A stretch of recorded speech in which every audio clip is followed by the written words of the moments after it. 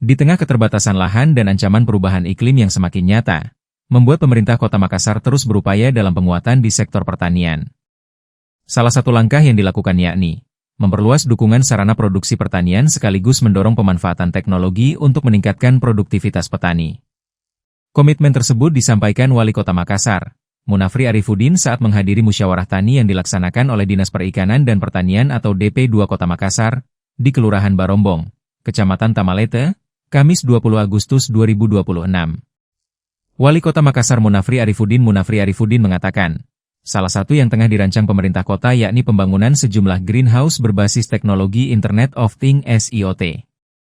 Greenhouse tersebut diharapkan dapat menjadi salah satu solusi untuk menjaga produktivitas tanaman agar tidak sepenuhnya bergantung pada kondisi cuaca.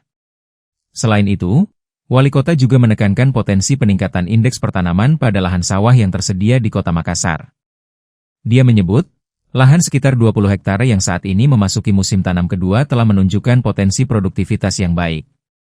Dengan dukungan teknologi dan pengelolaan yang tepat, lahan tersebut diharapkan dapat ditingkatkan menjadi 3 kali musim tanam. Tentu harus pemanfaatan teknologi pertanian. Kayak ini kan bisa 3 kali tanam sawahnya. Ini musim tanam kedua. Ya, mereka udah bisa panen walaupun luasannya kurang lebih 20 hektar. Nah, terus bisa 3 kali kan ini sangat luar biasa. Satu hektarnya kira-kira bisa 6-7 ton. Ya. Nah, sehingga memang teknologi dibutuhkan sekarang untuk bagaimana meningkatkan produktivitas pertanian di seluruh wilayah. Makanya kita di Dinas Pertanian dan Perikanan mencoba nanti membangun beberapa greenhouse untuk memaksimalkan produktivitas itu bisa tersupport oleh teknologi yang ada sekarang. Lebih lanjut, Munafri mengatakan kegiatan Abulo Sibatang harus menjadi ruang komunikasi antara pemerintah, petani, dan para pemangku kepentingan yang berkaitan langsung dengan sektor pertanian.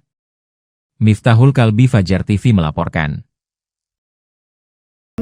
Jangan lupa subscribe, like, comment, and share. Saksikan terus informasi terbaru dengan menekan tombol lonceng hanya di channel Fajar TV.